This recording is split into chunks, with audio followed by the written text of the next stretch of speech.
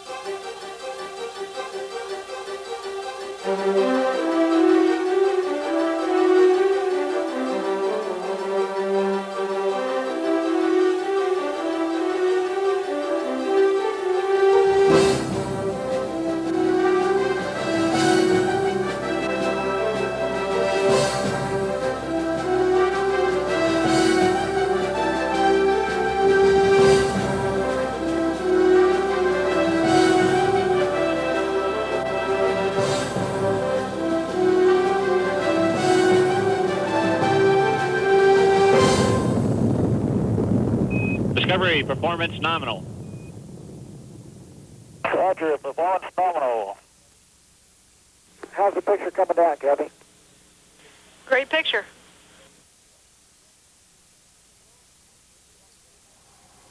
Hello, and welcome to the flight deck of Discovery. We're 260 kilometers above the surface of the Earth, traveling at 8 kilometers per second. If I look out the window, I can see Hawaii. Nice view, huh?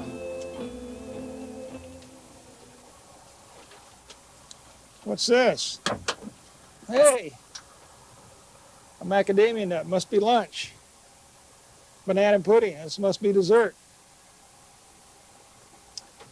One of the fun things about flying in space is that things float.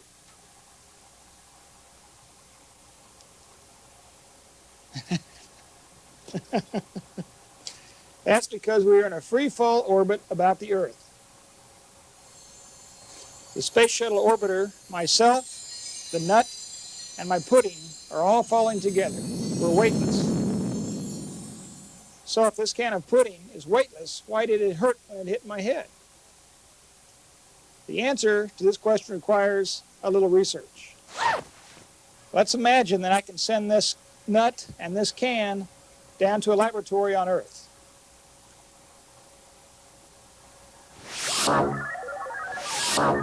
Some catch.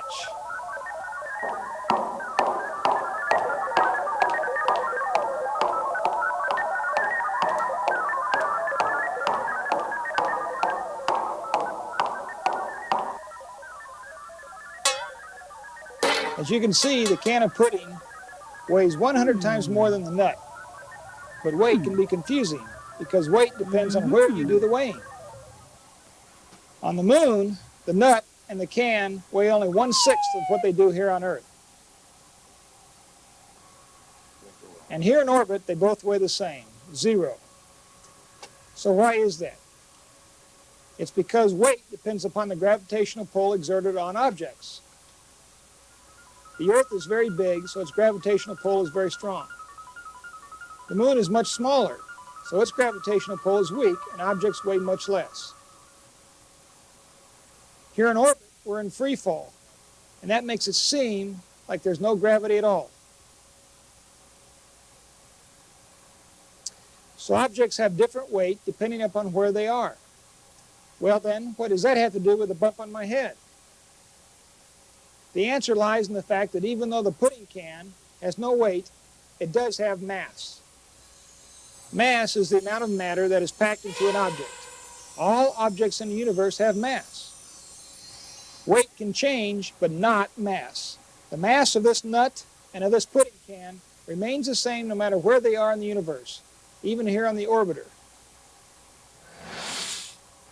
The can of pudding has more mass than the nut, so it hit me with more force. So why have we spent all this time explaining mass to you? Well, it's because you have to understand the concept of mass in order to understand Sir Isaac Newton's 3 laws of motion.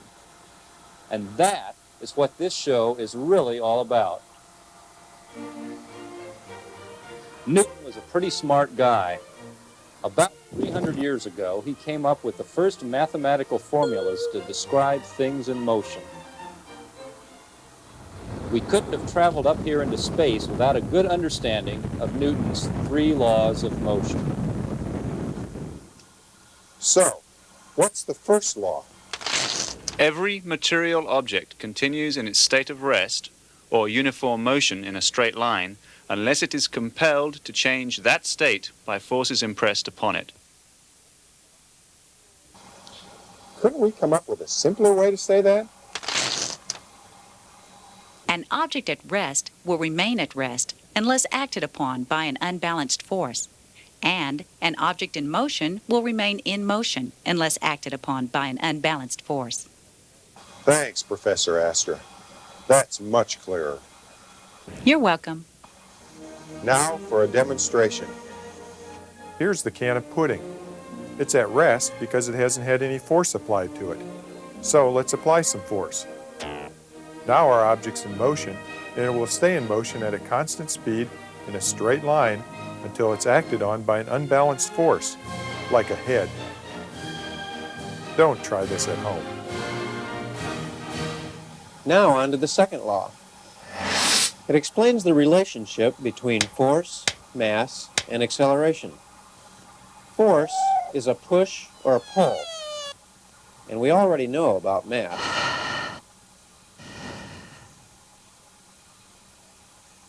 Acceleration is how fast an object changes its speed. Here's our can again.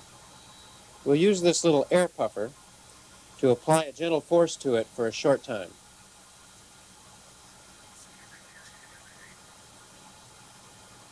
See, it doesn't accelerate very much. Now we'll apply a greater force.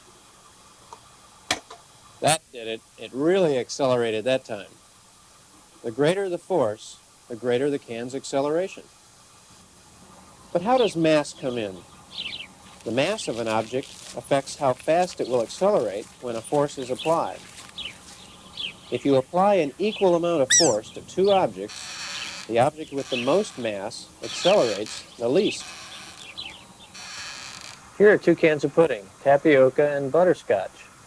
If we apply the same force to both cans, they should both accelerate the same and travel at the same rate of speed, right? Well, let's try.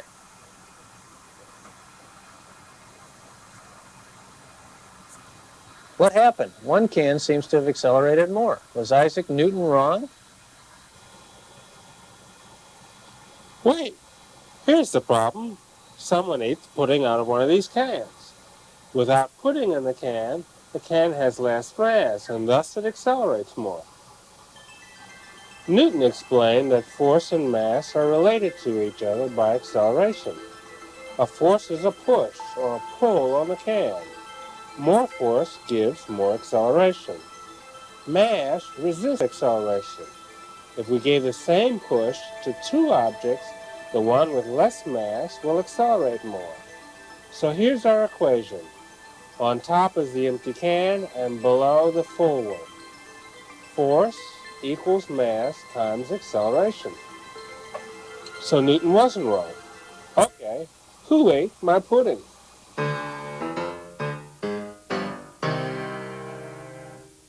Now, what about Newton's 3rd law of motion? For every action, there is an equal and opposite reaction.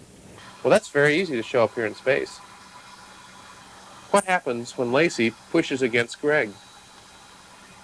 The force on each astronaut is equal and opposite, so they go off in opposite directions at the same speed. But once again, mass plays a role in it all. Well, let's try that again, but this time let's make it 2 against 1. The 2 crew members on the right have more mass together than our crew member on the left. But the force is still equal when they push off of each other. What do you think will happen now? Well, you're right. Lacey really goes sailing through the middeck. Well, let's see that again, this time in slow motion. Lacey has less mass than the other two crew members, Don and Greg, and therefore he has a greater acceleration and travels faster. Let's run through these three laws of motion again. An object at rest remains at rest unless acted upon by an unbalanced force. And an object in motion will remain in motion at the same speed and in the same direction unless acted upon by an unbalanced force. The acceleration of an object depends upon its mass and the size of the force applied to it.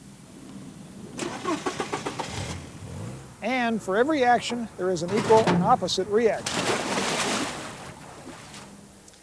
Newton's three laws of motion are not just formulas or words on paper. They're all around us in everything we do.